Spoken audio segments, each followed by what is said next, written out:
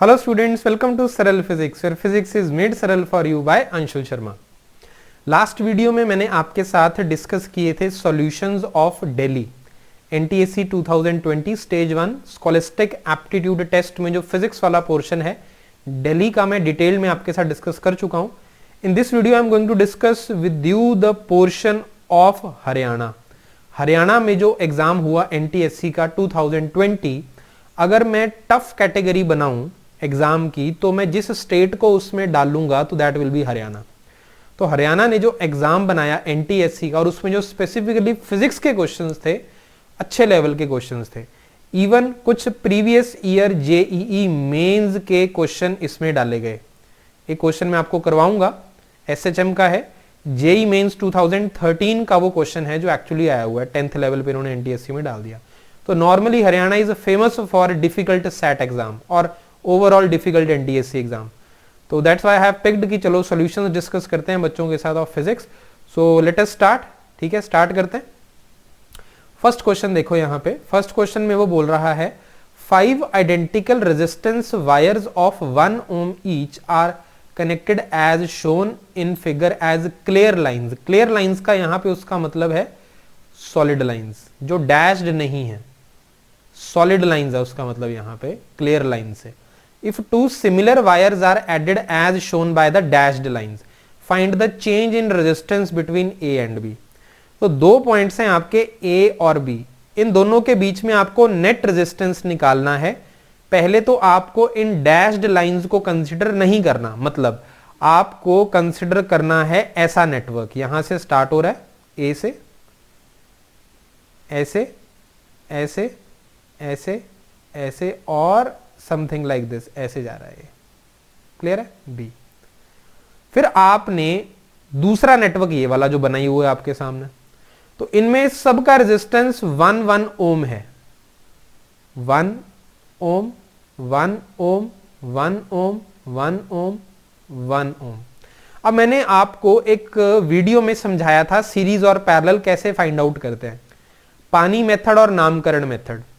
हम करते क्या है, जब भी जिन दो पॉइंट्स के अक्रॉस हमने नेट रेजिस्टेंस निकालना होता है, हम एक बैटरी कनेक्ट कर देते हैं उसके अक्रॉस। तो यहां मैंने करी, तो यहां से करंट निकला, पॉजिटिव टर्मिनल से कन्वेंशनल करंट जाएगा। जितना करंट इस 1 ohm में से जाएगा उतना ही इसमें से जाएगा, उतना ही इसमें से, सेम इसमें से, सेम इसमें से। सो दैट मीन्स जितना अगर करंट आपका सभी रेजिस्टर में से सेम जाता है तो उसको हम बोलते हैं सीरीज कॉम्बिनेशन। दैट मीन्स ए से लेकर बी तक जितने भी वायर के टुकड़े आपने लगाए हुए हैं ये सारे के सारे सीरीज में हैं, इसीलिए 1 2 3 4 5। तो नेट रेजिस्टेंस हो गया 5 ohm। तो मैं इसको लिख देता हूं R1 is equal to 5 ohm। मुझे एक्चुअली R1 माइनस R2 निकालना है, तो R1 तो 5 ohm आ गया, R2 यहां से निकालते हैं। अब देखना आप मेरी बात ध्यान से, इस सर्किट को मैं कुछ ऐसे बनाने वाला हूं। अब ये है A, एक बना ऐसे, ठीक है। अब ध्यान से देखना, ऐसे, late me just rub this, आपको ढंग से समझ में आएगा, जस्ट वेट। रब हो गया ये। चलो अब एक मिनट, इसको इरेजर जरा चेंज कर दूं। हाँ, हो गई। चलो अब क्या होने वाला है, यहां से एक बना ऐसे, एक बना ऐसे, ठीक है। फिर बना ऐसे, फिर बना ऐसे, और ये सेंटर में एक सॉलिड लाइन है और ये गया ऐसे। अब एक बार जरा इमेजिन करो, ये वही सर्किट है, मतलब ये वही कॉम्बिनेशन है जो यहां ड्रॉ किया हुआ है। मैंने बस इसको थोड़ा सा सीधा करके बनाया है, ये जो सेंटर वाला है। अब मैं यहां पे कुछ आपको शो करना चाहता हूं। अगर आपको याद हो, व्हीटस्टोन ब्रिज होता है, एक व्हीटस्टोन ब्रिज, उसमें हम ऐसे, आपने वो ब्रिज देखा होगा, व्हीटस्टोन ब्रिज, और ये उसमें एक ब्रिज का काम करता है। गैल्वेनोमीटर हम यहां पे लगाते हैं। तो R1 R2 R3 R4 आपको पता होगा। बैलेंस्ड व्हीटस्टोन ब्रिज किसको बोलते हैं, जिसमें रेशियोज जो होती हैं वो सेम होती हैं। R1 by R3 is equal to R2 by R4 अगर होगा तो उस ब्रिज को हम बैलेंस्ड बोलते हैं। और बैलेंस्ड बोला हमने, इसका मतलब यहां से जो करंट निकलेगा वो दैट विल बी 0। तो इस वाली ब्रांच का कोई काम नहीं रह जाता। आई बात समझ में? तो दैट मीन्स जो करंट यहां से जाएगा वो इधर डिस्ट्रीब्यूट होने के बाद इधर से निकला इधर गया, इधर से निकला इधर गया, फिर यहाँ पे आके कंबाइन हो गया, मतलब R1 R2 सीरीज में आ जाते हैं, R3 R4 सीरीज में आ जाते हैं, फिर उनका जो सम आता है वो पैरेलल में। अब देखो सिमिलरली 1 ओम 1 ओम सभी की वैल्यू कितनी है यहाँ पर, दैट इज 1 ओम।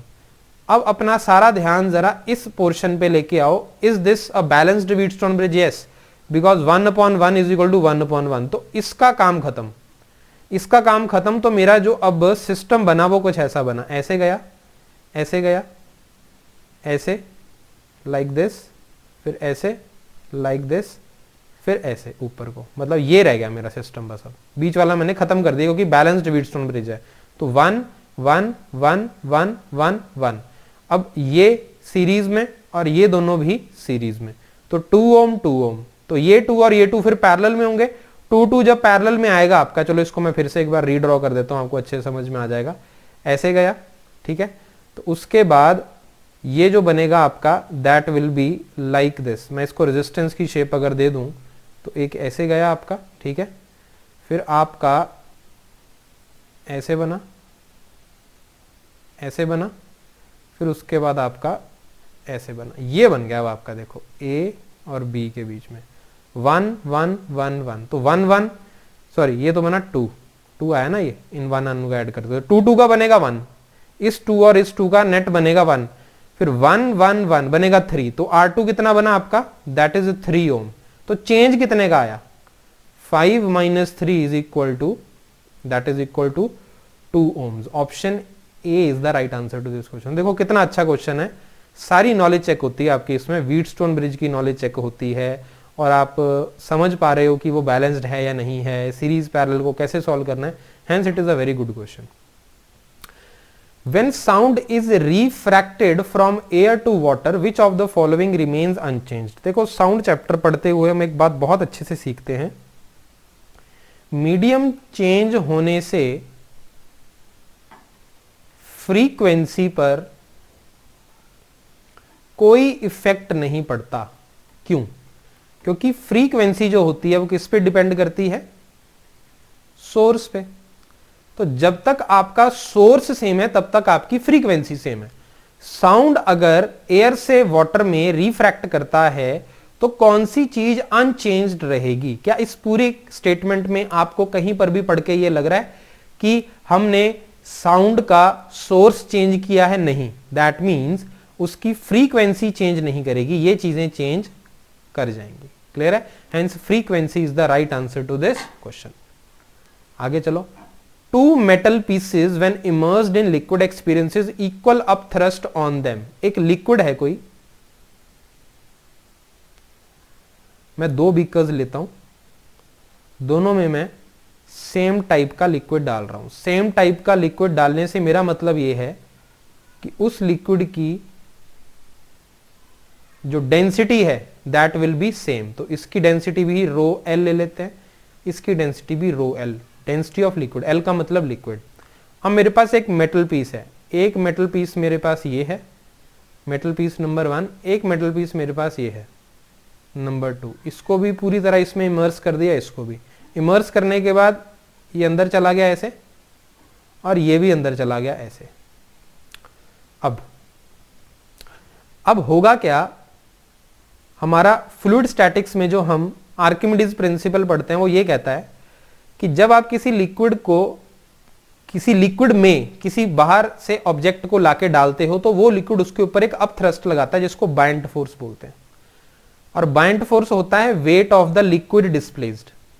मास को मैं लिख सकता हूं डेंसिटी इनटू वॉल्यूम। तो लिक्विड का अगर चल रहा है तो बाइंड फोर्स मेरी बन गई rho L V L G.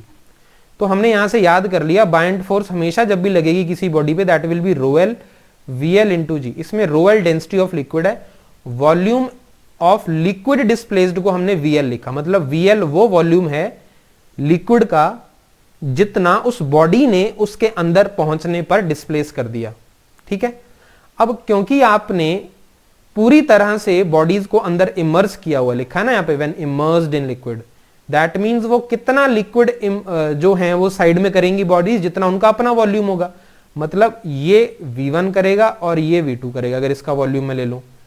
So that means buoyant force जो 1 पे लगेगी that will be density of liquid into V1 into g, और जो सेकंड पे बाइंड फोर्स लगेगी that will be density of liquid into V2 into g. अब question में दे रखा है इक्वल हैं दोनों buoyant forces, that means FB1 is equal to FB2, तो इसका मतलब rho L V1G is equal to rho L V2G। तो अब रो एल से रो एल कैंसिल, जी से जी कैंसिल, इसका मतलब ये तभी पॉसिबल है जब दोनों बॉडीज का वॉल्यूम क्या हो, सेम हो। तो देख लो both pieces have equal weight, density, equal volume, तो आंसर आएगा ऑप्शन सी। बहुत बढ़िया क्वेश्चन है ये, अच्छा क्वेश्चन है, ठीक है। Next, which of the following curves best represent the variation in density of water with temperature. आपने एक बहुत फेमस सुना होगा एक लाइन जब आप साइंस पढ़ते हैं, density of water is maximum, density of water is maximum, कितने पे मैक्सिमम होती है, एट 4 डिग्री सेल्सियस। मतलब 0 डिग्री से 4 डिग्री, फिर उसके बाद 0 से 4, उसके बाद मतलब ये है 0 to 4 जब जाएंगे तो इंक्रीज करेगी, उसके बाद डिक्रीज करेगी। तो कौन सा ग्राफ यहाँ पे हमें शो कर रहा है, इंक्रीज, इंक्रीज है ये, एंड उसके बाद यहाँ पे 0 से 4 बताया मैंने इंक्रीज करेगी, तो 0 से 4 यहाँ पे 4 पे मैक्सिमम आ रही है आपकी। देखो दिखने में दोनों चाहे सेम हो पर आप नीचे टेम्परेचर देखोगे, सो यहां पर जो करेक्ट आंसर निकल के आएगा that will be option B is the right answer to this question. Clear है जी। नेक्स्ट देखते हैं, ये भी अच्छा क्वेश्चन है। A force F is applied on one end of a rope of length A, P and Q are 2 points of length B from nearest end. The ratio of tension in string at P and Q is, देखो ये रोप है, पहले मैं यहाँ पे इसको एक बार ढंग से डायग्राम ड्रॉ कर देता हूँ ताकि आपको समझ में आ जाए। जैसे दिस इज द रोप, और इस रोप की जो लेंथ है that is given to be A, इसका मास हम मान लेते हैं, रोप का एज्यूम कर लेते हैं दैट इज स्मॉल m, इस पे फोर्स लगाई मैंने F, तो मान लो ये पूरे का पूरा जो रोप है राइट में चलना स्टार्ट करेगा एक्सेलरेशन A से, तो इक्वेशन मेरे पास बन गई F is equal to m into a. ये तो मैंने पूरे रोप को ले लिया एक साथ, पर अब वो मेरे को 2 पॉइंट्स के बारे में पूछ रहा है। एक पॉइंट है ये वाला और एक पॉइंट है ये वाला, एक का पॉइंट का नाम है P, एक का पॉइंट का नाम है Q, ठीक है जी। तो अब अगर मैं P और Q की बात करूं तो वो जो P और Q हैं, ठीक है, वो कितनी लेंथ के हैं, B लेंथ के हैं नियरेस्ट एंड से, दैट मींस बी लेंथ से है नियरेस्ट एंड से, ठीक है। अब अगर मैं आपसे एक बात पूछूं कि एक तो हमने बना लिया ये पूरे का पूरा जो आपका यहां पे इक्वेशन है पूरी की पूरी रोप की, अब इसका एफबीडी हम इंडिविजुअल पार्ट का बनाना चाहते हैं। तो एक पार्ट मैंने ये बनाया, एक पार्ट मैंने यहां पे ये बनाया, एक पार्ट मैंने यहां पे ये बनाया, इसी के 3 टुकड़े कर दिए मैंने यहां पे। ये सेक्शन P है मेरा, तो ये भी P रहेगा क्योंकि कॉमन है, ये Q है तो ये भी Q रहेगा, ठीक है जी, बिल्कुल सही बात है। अब क्योंकि ये इसी रोप का पार्ट है तो ये सभी राइट में जाएंगे एक्सेलरेशन A से, बिल्कुल सही बात है। इस पे F लग रहा है फोर्स, राइट को हम लगा रहे हैं, तो यहां मान लो टेंशन T1 डेवलप हुआ, उसकी डायरेक्शन यहां पे कुछ ऐसे होगी। आप इसको ऐसे मान लो, ये इसको अपनी तरफ खींचेगा और ये वापस इसको अपनी तरफ खींचेगा, ठीक है, एक्शन रिएक्शन पेयर आप इसको बोल सकते हो। Q की अगर मैं बात करूं तो उस पे मैं मान लेता हूं यहां पे T2 लगा, तो इधर भी कितना लगेगा T2, मतलब इसने इस पे T2 लगाया, इसने इस पे T2 लगाया, तो अभी आपके पास FBDs तैयार हो गए हैं। हाँ, एक और चीज की कमी है अभी यहाँ पे, मैं आपको बताता हूं। इसकी जो लेंथ है ये वाली, ये हो गई A माइनस 2B, और इनकी लेंथ तो हमें B पता ही है, तो अब आप मासेस निकालने पड़ेंगे आपको इन रोप्स के। जैसे A लेंथ का मास m है तो यूनिट लेंथ का मास हो गया m अपॉन a, तो B लेंथ का मास हो जाएगा m upon a into B, और A माइनस 2B लेंथ का मास हो जाएगा m upon a into a minus 2B। इस बात का आपको ध्यान रखना है, ठीक है।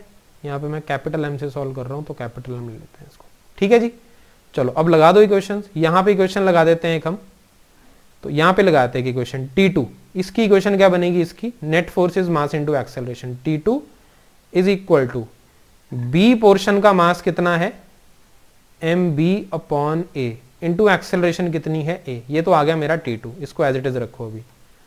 अब बात आती है इसकी, यहां से तो राइट में जा रहा है तो T1 ज्यादा हुआ, नेट फोर्स हो गई T1 minus T2 is equal to m upon a into a minus 2b into क्या होगा, that will be again capital A acceleration. तो T1 निकालना चाहते हैं हम तो इट विल बी, T2 को उधर ले जाऊंगा प्लस हो जाएगा और वैल्यू डाल दो इसकी, mb upon a into a plus m upon a, इधर a ले आया a माइनस 2b, इसको सिंप्लीफाई करना पड़ेगा मुझे, mb a अपॉन इसका ऐसे हो जाएगा, तो a से a गया तो ये बचा ma minus 2mb upon a into a। I think I am right, मैंने यहां तक जितना सॉल्व इसको कर लिया है, ठीक है। सो यहां पे अब मेरे पास क्या चीज बनी, दैट इज T1 का जो एक्सप्रेशन मेरे पास अब यहां पे बना है, let me just cross check about the science, मैं यहां पे कोई गलती तो नहीं कर रहा हूं। T2 की वैल्यू हमने इसमें ऐड करनी है ma a माइनस 2b, चलो ठीक है। तो अब यहां पे मेरे पास निकल के आया दैट इज ma माइनस, ठीक है जी, ma minus mb upon a into a, ये मेरे पास T1 की वैल्यू निकल के आ गई। चलो जी बहुत बढ़िया। तो अब कैसे करेंगे, अब हमारे पास जो आंसर निकल के आएगा, हम निकालना चाहते हैं क्या चीज, T1 अपॉन T2। देखो P और Q की टेंशंस की रेशो निकालनी थी, तो P पे T1 है, Q पे T2 है, तो T1 बाई T2 अगर मुझे करना है that will be ma minus mb upon a into a upon mb upon a into a. तो ma तो निकाल लेते हैं हम कॉमन, तो अंदर बचा 1 minus b upon a whole upon b upon a। So this will be, solve करेंगे a minus b upon b। तो this is the right answer to this question T1 by T2। बहुत अच्छा question है, मैंने detail में explain किया है आपको ये। तो T1 बाई T2 जो यहाँ पे निकल के आएगा that will B a minus b upon b। तो ये आएगा, देखो मैं फिर से बताता हूँ, पूरे सेक्शन के लिए लगाओ इक्वेशन, फिर छोटे छोटे पार्ट्स के लिए लगाओ, and eventually F net is equal to mass into acceleration, ये आना चाहिए आपको, और आपको FBDs क्लियर होने चाहिए, तब आप ये क्वेश्चन को कर पाओगे। नेक्स्ट चलो, यहाँ पे देखो ये भी बहुत बढ़िया क्वेश्चन है। ये बोल रहे हैं कि 2 masses of m each are suspended side by side at a distance a by equal threads of length b. If alpha is the angle that threads make with the vertical due to attraction between the masses, then alpha is. तो ये alpha है, ये alpha है, ये forces एक दूसरे पे F लगा रहे हैं, कौन सी वाली लग रही है, एक ग्रेविटेशनल फोर्स, ठीक है जी। और इसमें ऑब्वियसली टेंशन डेवलप होगी T away from the point of contact. तो मैं काम करता हूं, मैं इस वाले मास का FBD बना देता हूं नीचे यहाँ पे, इस वाले का जिसको मैं कलर कर रहा हूं, ये ऐसे गया, ठीक है जी। इसका वेट mg नीचे लगेगा, फोर्स F इधर लग रही है ऐसे, और अगर मैं इसको ऐसे वर्टिकल लाइन बनाऊं तो अगर ये अल्फा है तो ये भी अल्फा होगा। अब इस T के 2 कंपोनेंट बन जाएंगे, एक बनेगा इधर को, एक बनेगा इधर को, ठीक है। ऊपर बनेगा आपका ये वाला जो है that will B T cos alpha, और इधर को बनेगा that will B T of sine alpha, ये बन जाएगा, ठीक है। चलो ये बन गया, और ये आपका किस में है, इक्विलिब्रियम में, बस इसको सॉल्व कर दो। यहां पे आपका बना F is equal to T sine alpha, और दूसरा बनेगा आपका यहां पे mg is equal to T cos alpha. Clear है जी।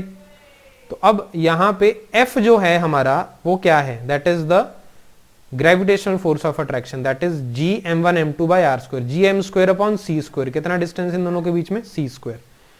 तो यहां पे अगर मैं पुट कर दूं वैल्यू तो that will be gm square upon c square is equal to T sine alpha. अब एक काम करो, फर्स्ट इक्वेशन सेकेंड इक्वेशन दोनों को डिवाइड कर दो, तो ये बनेगा tan alpha is equal to gm square upon c square divided by mg। तो m से m गया, ये बनेगा हमारा gm अपॉन c स्क्वायर इंटू g। तो tan अल्फा हमारे पास निकल के आया that is equal to m into capital G upon c square into small g। तो यहां से अल्फा आ जाएगा आपका, that will be tan inverse mg upon c square into जी।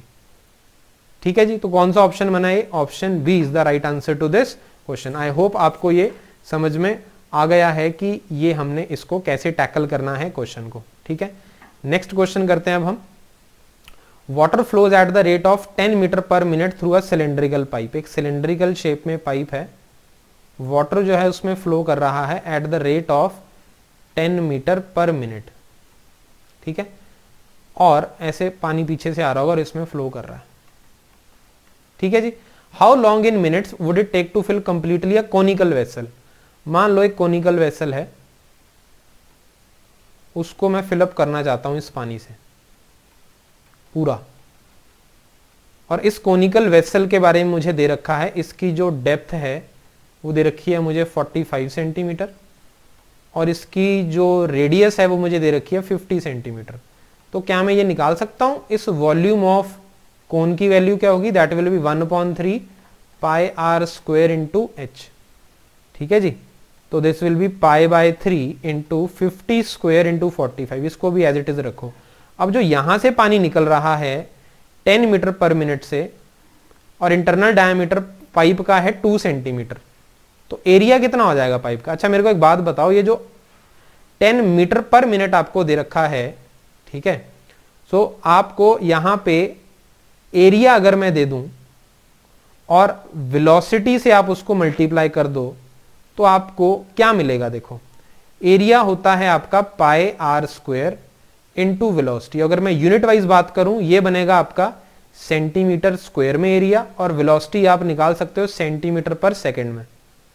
तो ये बन जाएगा आपका कितना? सेंटीमीटर क्यूब पर सेकंड। तो इसी को हम बोलते हैं वॉल्यूम फ्लो रेट। अगर वॉल्यूम में चेक करना चाहता हूं कैसे फ्लो कर रहा है, तो आप एरिया और वेलोसिटी को मल्टीप्लाई कर दो, जो कि मैं सिलेंडर के केस में करने वाला हूं। एरिया कितना सिलेंडर का? पाई इंटू आर का स्क्वायर करो, डायामीटर इसका दे रखा है आपको कितना? 2, तो रेडियस हो जाएगा 1 pi r square into velocity 10 metre per minute, तो 10 इंटू 100 करो सेंटीमीटर में, अपॉन करो 60। तो अब ये बना आपका कितना? ये इससे गया ऐसे 2 3 250, तो ये बना 50/3 पाई सेंटीमीटर क्यूब पर सेकंड। कहने का मतलब है पाइप में जो पानी फ्लो कर रहा है वो 1 सेकंड में इतने सेंटीमीटर क्यूब कर रहा है, मतलब 50 π/3 सेंटीमीटर क्यूब। इसमें कोनिकल वेसल में, जो कोनिकल टैंक है मेरा या वेसल है, इसमें फिल होने में कितना टाइम लगाएगा? 1 सेकंड, क्योंकि इतने ही रेट से वो पीछे से आ रहा है। पर मुझे कितना फिल करवाना है? वॉल्यूम लिख दो यहां पे, यूनिटरी मेथड लगाओ, मुझे इतना वॉल्यूम फिल करवाना है जो मेरी कोन का है। π/3 into 50 square into 45 centimetre cube के लिए कितना टाइम लगेगा? दैट विल बी 1/50 π/3 इंटू ये वाला कर दो, that is π/3 into 50 square into 45। तो π/3 गया, 50 से ये वाला 50 गया, तो 50 इंटू 45 सेकेंड्स आया, 50 इंटू 45 सेकेंड्स, पर वो मिनट्स में पूछ रहा है मेरे से। तो 50 इंटू 45 अपॉन 60 कर दो, तो 3 2 6, 3 15 जा, तो 75/2, that comes out to be 37.5 minutes. तो इतना टाइम लगेगा। मतलब इजी क्वेश्चन है ये, थोड़ा यूनिटरी मेथड का knowledge and you can do this question. इधर चलते हैं। इन द सर्किट शो, ये सर्किट गिवन है आपको, इसकी स्टेटमेंट दे रही। करंट फ्लोइंग फ्रॉम बैटरीज, देखो ये बैटरी है, पॉजिटिव टर्मिनल है इसका, ये वाला। अरे यार इसको मैं रब कर देता हूँ, बड़ा गंदा सा कर दिया मैंने पॉजिटिव टर्मिनल। लाइक, एक मिनट,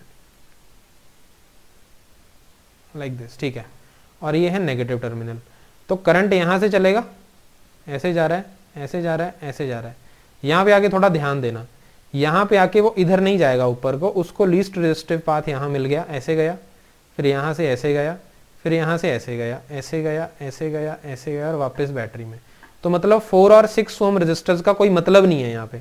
तो करंट कितना फ्लो हो रहा है यहाँ पे? I = V/R, V कितना है 20, R सिर्फ 2 ओम लोगे आप, ये वाला अपॉन 2, दैट इज 10 एम्पियर। अगर मैं इसका नाम रख देता हूँ कोई बैटरी के टर्मिनल का A, तो A, ये भी A है आपका, ये A है तो ये भी A है, ये A है तो ये भी A है, ये A है तो ये भी A है। अब देखो ये 4 ओम के क्रॉस पोटेंशियल सेम है ए और ए, तो दोनों का पोटेंशियल डिफरेंस 0 हो गया, मतलब 4 ओम के क्रॉस पोटेंशियल डिफरेंस 0। ऐसी 6 ओम की कहानी है, पोटेंशियल दोनों पॉइंट्स पे सेम है तो पोटेंशियल डिफरेंस 0 हो जाएगा। तो 4 और 6 ओम के क्रॉस पोटेंशियल डिफरेंस सेम है, करंट 10 एम्पियर है, तो current flowing from battery is 5 ampere, गलत। Power supplied by battery is 200 watt, power देख लेते हैं, P is equal to V into I, V कितना है 20, I कितना है 10, तो 200 आ गया, सही है, B स्टेटमेंट तो सही है। Potential difference across 4 ohm is equal to the potential difference across 6 ohm, सही है क्योंकि दोनों के अक्रॉस 0 है, तो 2 भी सही है 3 भी सही है, तो option 4 is the right answer to this question. आगे चलो, the variation in momentum with time, momentum और टाइम का आपको दे रखा है रेशो यहां पे, मोमेंटम और टाइम, ठीक है। और for a body under collision आपको मैक्सिमम और मिनिमम इंस्टेंटेनियस फोर्स बताना है। देखो इंस्टेंटेनियस फोर्स आपको differentiation of momentum with respect to time बताएगा, जो कि उस पॉइंट पे स्लोप होती है। तो अब सब पॉइंट्स पे स्लोप चेक करो, ए पे चेक करोगे टेंजेंट ऐसे बनेगी, बी पे ऐसे बनेगी, सी पे ऐसे बनेगी, और डी पे जो है आपकी ऐसे बनेगी। अब चेक कर लो स्लोप कहां पे सबसे ज्यादा है, सी पे, सबसे कम कहां पे है, ए पे। तो जहां पे स्लोप सबसे ज्यादा वहां पे rate of change of momentum सबसे ज्यादा, और ये instantaneous force at that point के इक्वल होता है, तो वहां पे इंस्टेंटेनियस फोर्स ज्यादा, तो सी पे ज्यादा, ए पे मिनिमम, स्लोप का खेल है सारा। तो C and A are the right answer to this question. I hope you have understood this, ठीक है जी। चलो नेक्स्ट देखते हैं। Two bodies of masses MA and MB are dropped from heights A and B. Ratio of velocities with which they reach the ground. देखो यहां से एक बॉल को अगर मैं ड्रॉप करता हूं h हाइट से, मान लो एक जनरल केस ले रहा हूं, तो u तो 0 होगा, तो कितनी वेलोसिटी से वो यहां रीच करती है, दैट इज v, तो v square is equal to u square plus 2as होता है। डाउनवर्ड मोशन के लिए लगाते हैं 0 प्लस 2gh, तो v आता है आपका अंडर रूट 2gh। अब अगर हाइट्स आपकी a और b हैं तो va कितना होगा, that will be under root of 2g into a, और vb कितना होगा, that will be under root of 2g into b. तो va और vb की जो रेशियो निकल के आएगी that will be equal to under root of a upon b। Simple question है ये, तो इसका आंसर क्या बनेगा, that is option D is the right answer to this question, ठीक है। नेक्स्ट देखते हैं। Two pendulums of length 1 metre and 25 metre are given a small displacement at same instant in same direction. After how many oscillations of smaller pendulum both will be in same phase? देखो same phase का मतलब होता है same position होनी चाहिए उनकी and same direction भी होनी चाहिए। अगर दोनों चीजें सेम हैं तभी आप बोलते हो फेज सेम है। कहने का मतलब है, मान लो अगर दोनों पेंडुलम इस पॉइंट पे हैं, पर एक पेंडुलम इस पॉइंट पे इधर को जा रहा है और एक पॉइंट और दूसरा पेंडुलम इस पॉइंट पे इधर को जाते हुए आ रहा है, तो सेम फेज नहीं हुआ। आ रही है बात समझ में? मैं बोल रहा हूं अगर आप बोलते हो कि सेम पोजीशन पे होना सेम फेज है तो वो गलत है, बिकॉज सेम पोजीशन पे तो पेंडुलम राइट को जाते हुए भी हो सकता है और लेफ्ट को आते हुए भी। तो अगर दो पेंडुलम आपके सेम फेज में हैं मतलब वो सेम पोजीशन पे होने चाहिए और डायरेक्शन भी सेम। तो अगर मैं यहां पे एक सर्कल बनाऊं, ठीक है, थोड़ा बेयर करो मेरे सर्कल के साथ, डायग्राम कुछ अच्छा नहीं बना। देखो जी, मान लो जो हमारा पेंडुलम का मोशन है ना, पेंडुलम का मोशन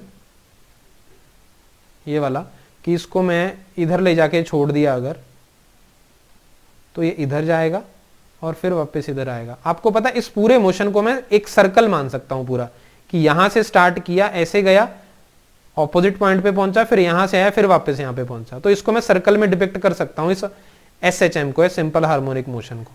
अब मेरे पास दो पेंडुलम है, एक है T1, उसका टाइम पीरियड हो जाएगा 2 pi under root of 1 upon g, और दूसरे का हो जाएगा T2 is equal to 2 pi under root of 25 upon g. तो ये बन जाएगा 5 into 2 pi under root 1 upon g. तो कहने का मतलब है जो मेरा T2 है वो 5 गुना टाइम ले रहा है T1 से। तो अगर मैं मान लूं, अज्यूम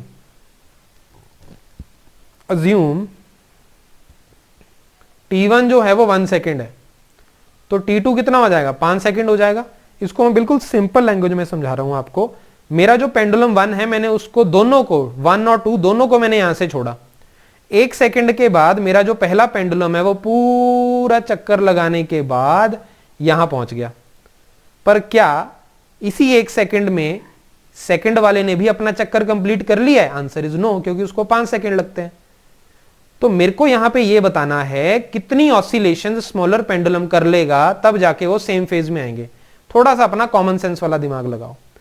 आपने दोनों को यहां से जब छोड़ा तो दोनों इधर को चले, पहला गया गया गया गया गया गया, उसने तो 1 सेकंड में अपना चक्कर कंप्लीट भी कर लिया। थोड़ा सा दिमाग लगाओ, जब 1 सेकंड में पहले वाला अपना चक्कर यहां पे कंप्लीट करके पहुंच गया तो दूसरे वाला कहां पर होगा, कहां पे हो सकता है, देख लेते हैं। यहां पे देखो, अगर 1 सेकंड में, या मैं बोल सकता हूं 1 सेकंड में कितना एंगल कवर हो रहा है, 2 पाई कवर कर रहा है वो, ठीक है। या मैं बोल सकता हूं आपको कि आप इस चीज को ऐसे समझ लो कि जब हमारा फर्स्ट पार्टिकल पूरा चक्कर लगाने के बाद यहां पे पहुंचा तो सेकंड वाला कहां पर होगा, कहीं यहां पर होगा। अब उस चीज को आप कैसे चेक करोगे, ठीक है, कैसे चेक कर सकते हो, वो ऐसे कि पहले वाला पेंडुलम तो 1 सेकंड में 2 पाई एंगल कवर कर रहा है, तो इसी 1 सेकंड में सेकंड वाले ने कितना कर लिया होगा, सेकंड वाला 5 सेकंड में 2 पाई कवर करेगा। तो 1 सेकंड में सेकंड वाला कितना कवर कर गया होगा, 2 पाई बाय 5। इसको जरा सॉल्व करो, पाई को 180 डालो, कितना आता है, 2 इंटू 180 अपॉन 5, यह आएगा 5 3 15, 35 6 30, तो 72 डिग्री। यहां से 72 डिग्री बनाओ जरा, कितना होगा, यहां पे होगा, क्योंकि 90 है पूरा, 72 का यहां पे मान लो। तो कहने का मतलब है जब मेरा पहला पार्टिकल पूरा चक्कर लगाने के बाद दोबारा यहां पे पहुंच गया तो उस टाइम पे सेकंड यहां पे होगा।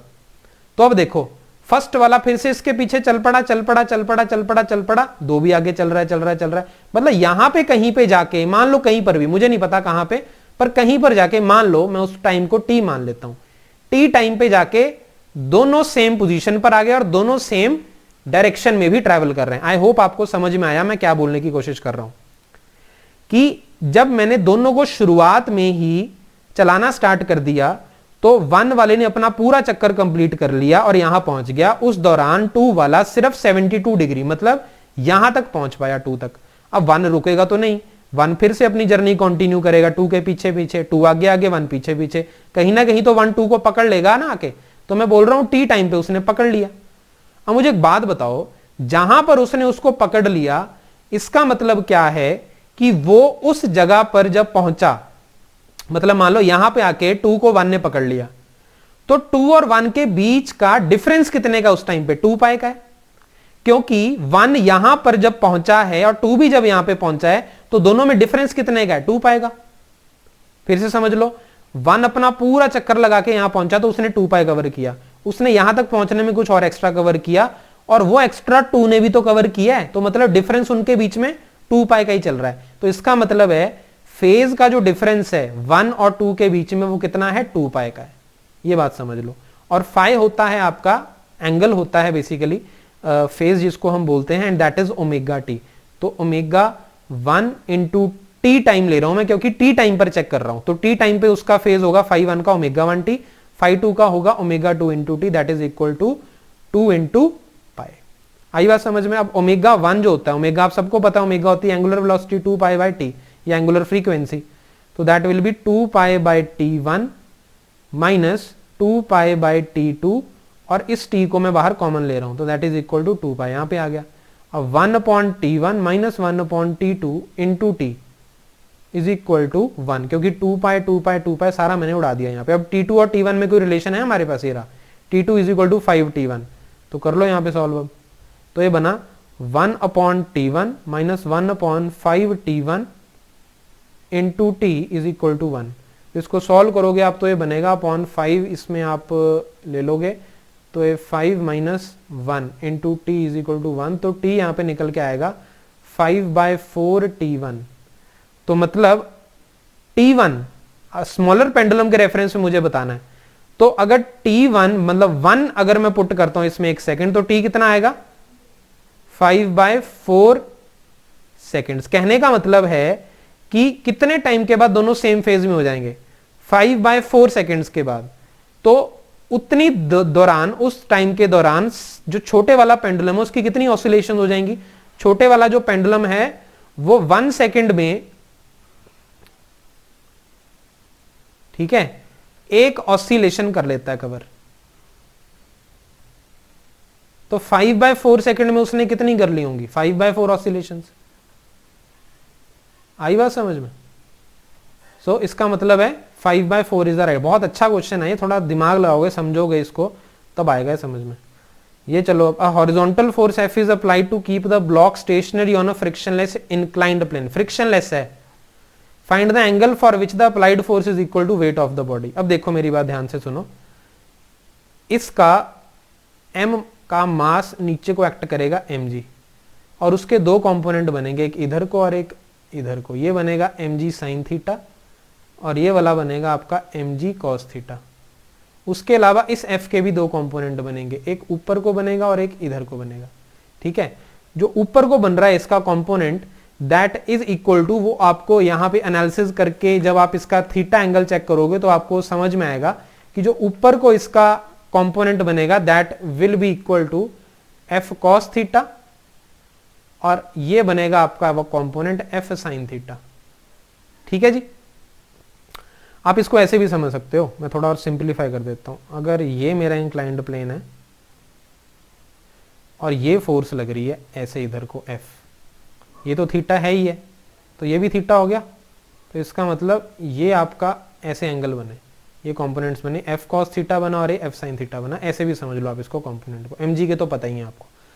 अब क्योंकि वो इक्विलिब्रियम में, इसका मतलब है इस m के ऊपर अलोंग द इंक्लाइंड प्लेन दो फोर्सेस लग रही हैं, mg sin थीटा और f cos थीटा, तो दोनों एक दूसरे को बैलेंस करेंगी। f cos theta is equal to mg sin theta, बिल्कुल सही बात है। अब वो पूछ रहा है एंगल बताओ जिसके लिए फोर्स अप्लाइड और वेट इक्वल हो जाए, मतलब मैं f is equal to mg चाहता हूं। वो तभी हो पाएगा जब cos theta sin theta cancel हो जाए, और cos थीटा sin थीटा तभी कैंसिल होंगे जब 45 डिग्री एंगल होगा, क्योंकि उस केस में दोनों जो होते हैं 1/√2 होते हैं। तो theta 45 degree is the right answer to this question.